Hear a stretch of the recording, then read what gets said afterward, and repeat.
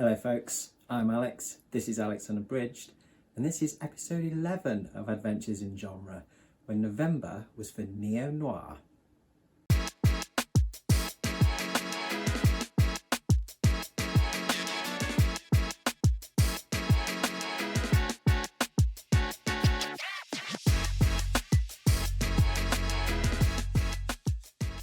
So welcome back to the channel if that is the case. Yes, episode 11 of Adventures in Genre, the penultimate episode of this series. And for November, I was reading some neo-noir, or some contemporary crime fiction. I don't read many crime thrillers, I haven't read that many crime thrillers, and so I thought I'd give the genre a little look. And so I picked 3 books for this one, from 3 different regions of the world that are known for their contemporary crime fiction. So let's jump straight into them then. And of course, first we went to one of the most well-known regions for contemporary crime thrillers, and that of course is Scandinavia, for some Scandi-Noir or some Nordic Noir, as it's sometimes known. And this pick was Snowblind by Ragnar Jonasson, I believe that's pronounced. He was an Icelandic author. This one, or at least the author, was recommended to me by Debs over at Rena Reads Stuff, and so this was one of the names that she threw out to me when I asked for someone to try. So the story for this is set in the remote and isolated town of, and I think I'll probably pronounce this terribly, but let's give it a go, Siglufjorður. Icelandic is not my strong point. And this town, that's the only time I'll say it, don't worry. This town is nestled in the northernmost part of Iceland. The novel follows Ari Thor Arason, who is a young and newly qualified police officer from Reykjavik, who takes a job in the town as his first posting, just straight out of police training college. The town's known for its kind of peaceful and tight-knit community, but that tranquility is shattered when a prominent local writer, Hrolfur, is found dead in the local theatre. The circumstances surrounding his death are a little mysterious, and Arithor senses that there's more to this case than meets the eye. As he delves into this investigation, he uncovers a web of secrets and long-buried scandals that the community would have rather kept hidden. And to make matters worse, a heavy snowstorm and the resulting avalanches block the only road in and out of town, leaving Arithor and the residents isolated. As Ari unravels the truth, he finds himself entangled in a bit of a dark history that threatens not only the residents of the town, but also his own safety. So, this one is a 4 out of 5 from me. I enjoyed this a lot. It was a lot more of a mystery, I would say, than what I would call a crime thriller. I think going into this Adventures in Genre, I was looking for some dark stuff, and this wasn't that, but that didn't make it any less enjoyable. It's not kind of, it's I think for me, it's like tonally, it sits somewhere between like what I'd see as mystery and thriller. There was definitely some, sort of thrilling sections, but there was also a lot of, as I say, mystery kind of elements to it as well. There was some slower paced or kind of steadier paced stuff to it. The characters were actually all quite interesting for sort of a small sort of little parochial town. There were a lot of quite different characters. They're not diverse in terms of, sort of race or, gender, sexuality, that kind of thing, particularly, but they, as you'd expect within the setting, but they were reasonably diverse in terms of character. And you got quite a lot of character information as the story went on. You'd have a break from Arithor's investigation and what we were learning about that, to look into some of the history, some of the situations of the individual people that we were meeting. And I quite liked that because it kind of, it kept the pacing quite nice and varied throughout. And the characters were fully formed, they had good backstories, and what they did and how they acted made sense. There wasn't any kind of weird sort of personality transplants halfway through, things like that. So the plot is it is mysterious. There's plenty going on. We do have this death in the theatre, but there are other things going on as well. There might be other deaths cropping up throughout. So it keeps you kind of guessing. There's plenty of potential suspects there. That all of their lives are intertwined, and everybody's got a secret, which is true of, I think, the real world. Everybody's got secrets. Some are darker than others. But yeah, it kept me kind of guessing. It kept me kind of trying to figure out who it was and why. And it was, as I say, it was well paced. It was engaging, and it was quite charming as well. Setting wise, it's a really good setting, and the writer, like, it really evokes the sense of claustrophobia that comes with that kind of, it's winter, most of this. It's set in kind of, just before and just after Christmas. And so that far north in Iceland, you've got, very, very little daylight.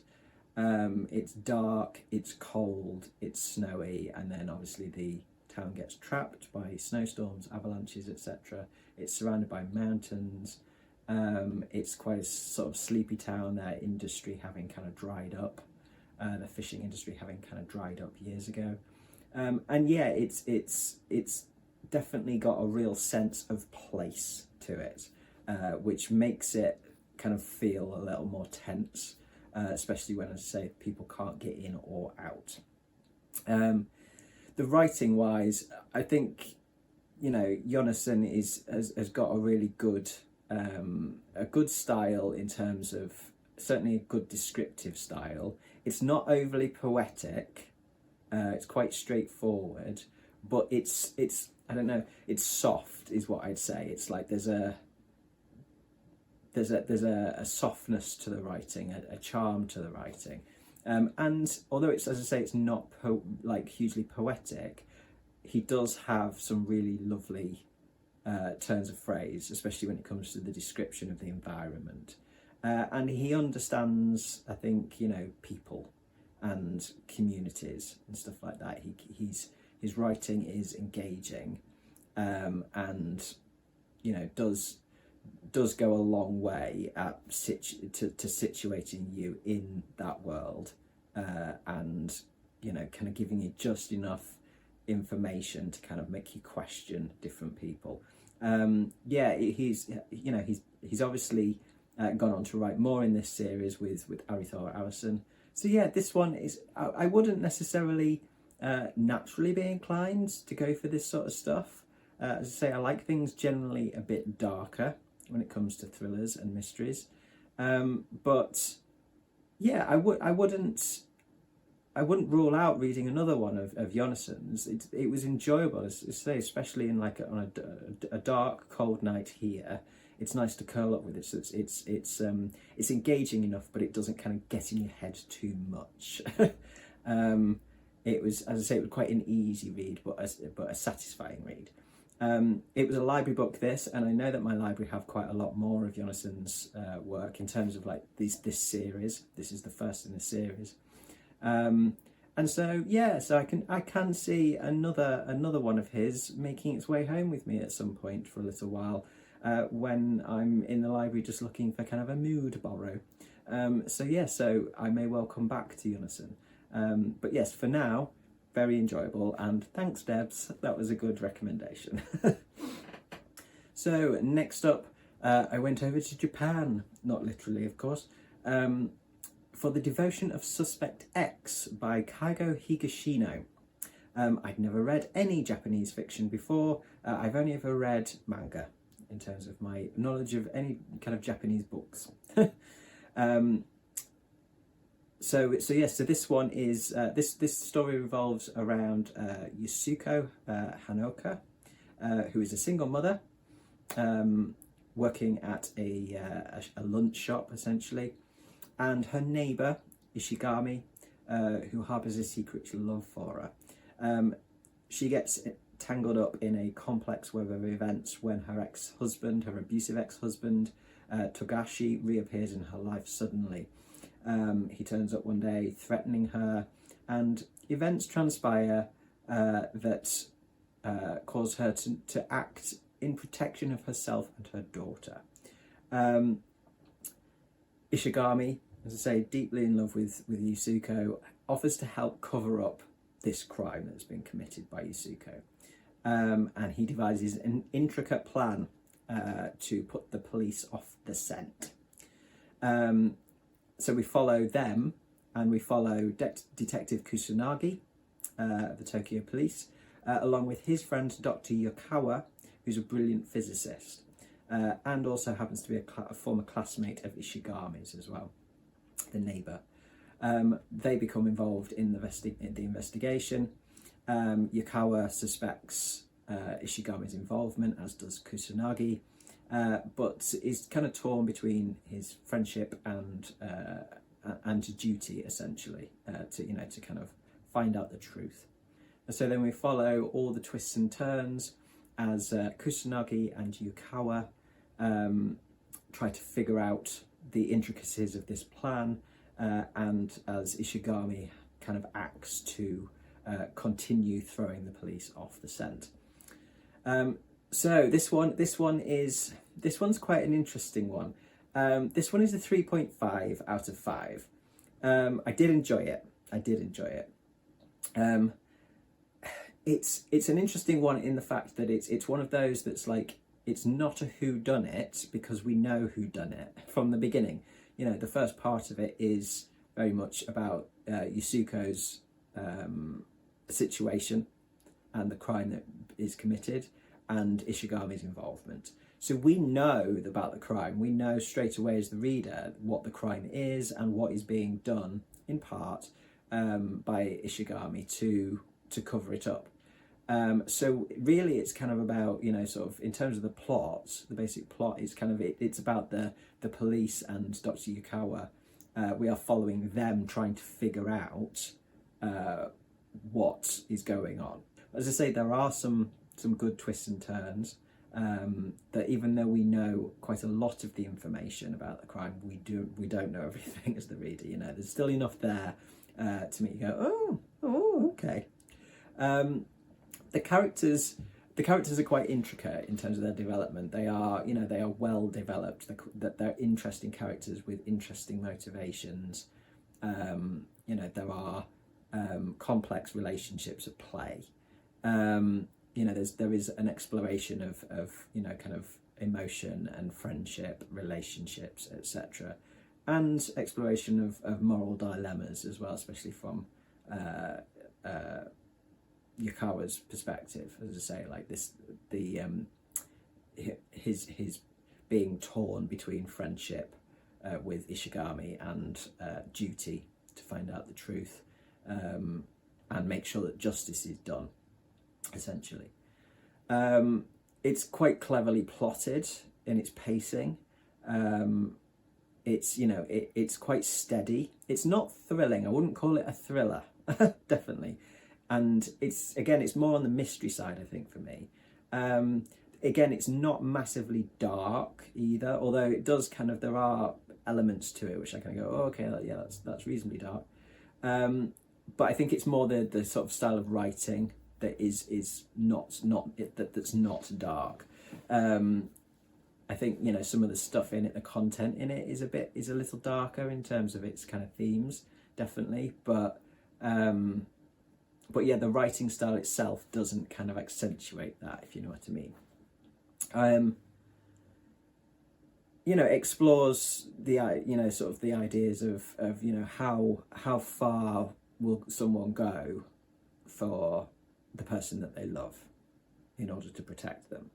And I think Ishigami's sort of storyline, Ishigami's character arc in that is well done, is good, and it's interesting. It's definitely got psychological drama to it. The setting's interesting, actually, just in the fact that it's Tokyo City.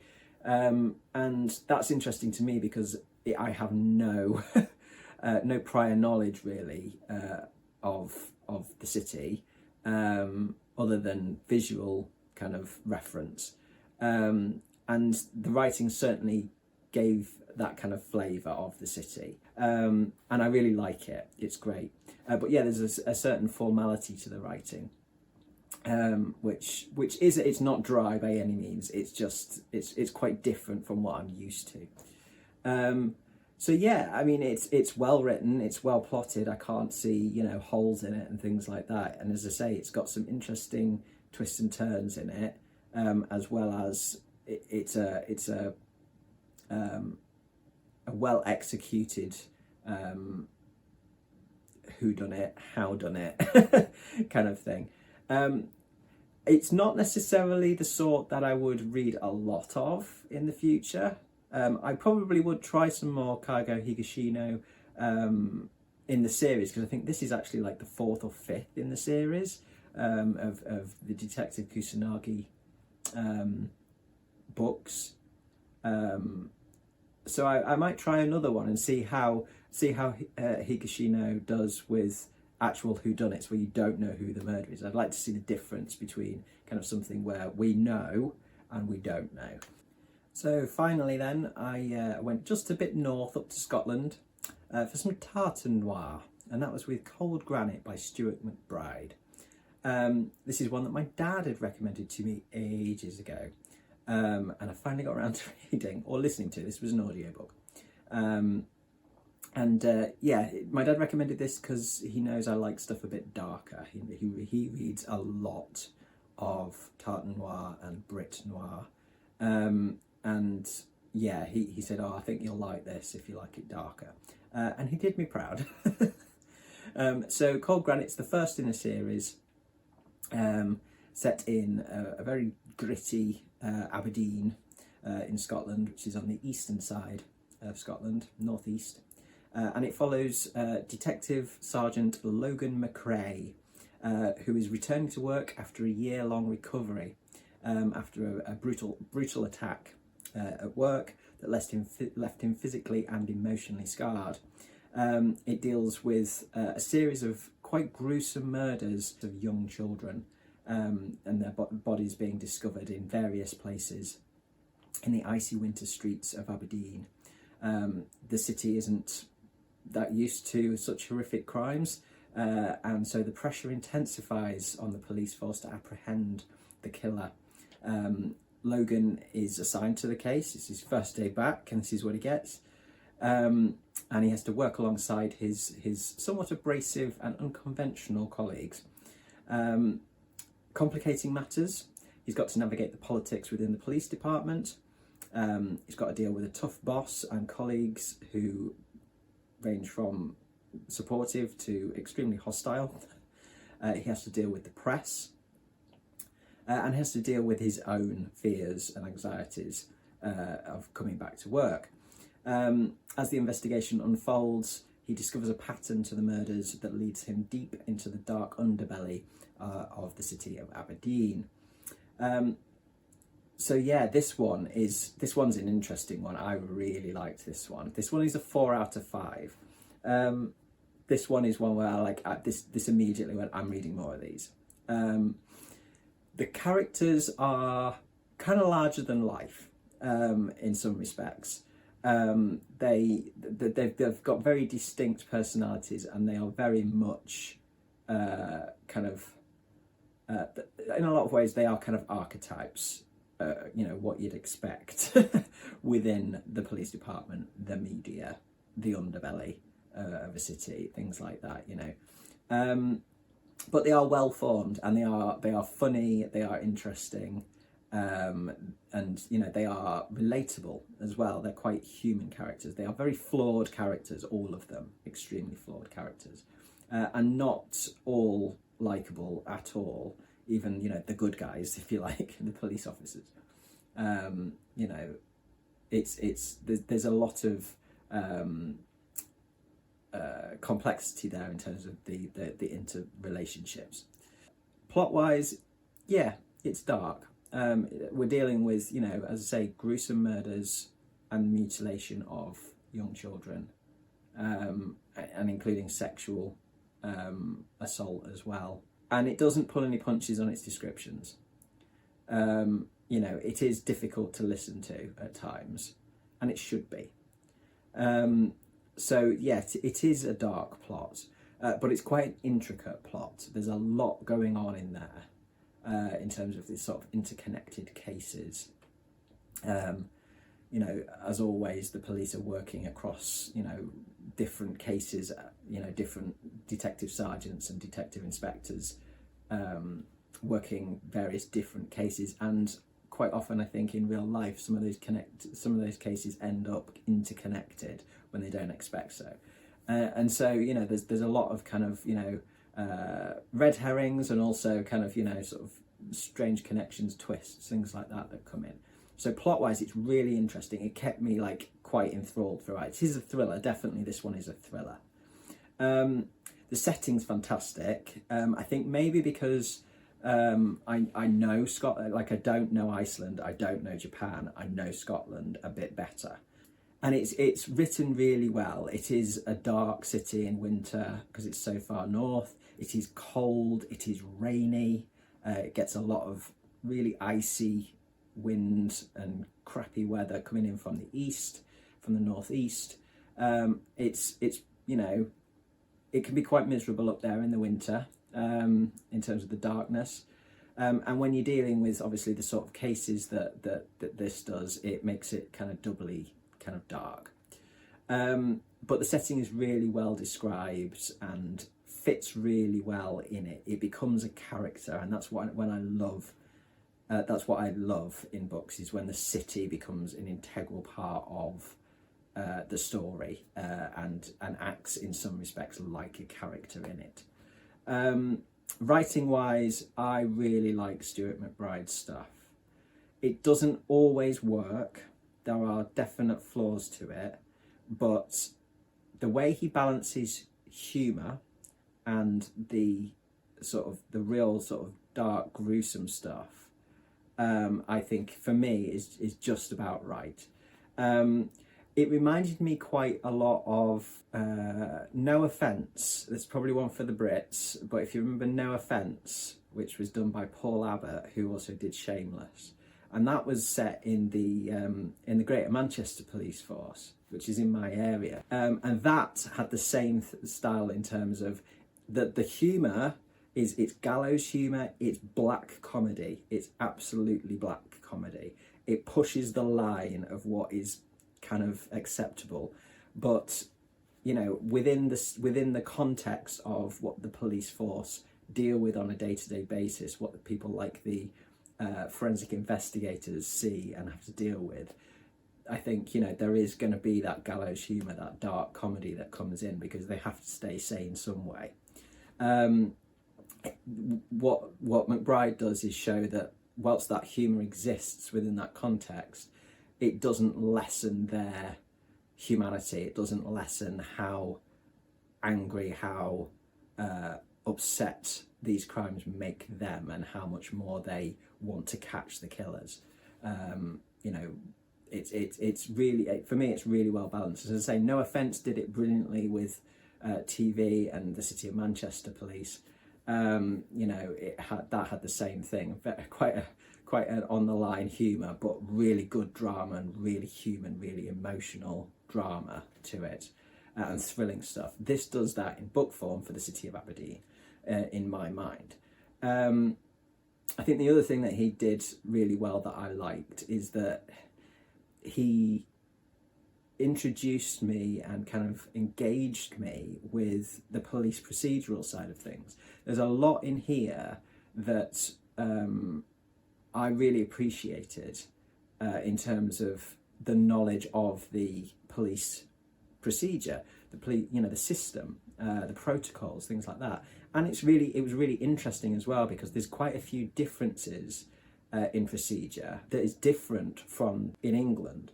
Which I didn't know, and there's different names for sort of different officials, and it all works slightly differently in Scotland, and so it kind of introduced me to some of the actual legal differences, which was fascinating and just really useful, considering that the novel that I'm writing myself is in part a police procedural, and that's set in Wales. So it's kind of, in terms of how you how you interweave that into a thriller and something with darkness, but also, you know, kind of keep those sort of law protocol side of things from becoming dry, how they become integral to the story and how they really highlight it and how they kind of lift it as well, and how they affect the pace as well, how they give you kind of a little bit of a break from some of the thrilling stuff, but also how it shows sort of the frustration as well for the police in terms of, you know, there's certain sort of roadblocks, I guess, or there's certain red tape, things like that, that slows things down, and that affects the politics as well of the department and things that they can and can't do.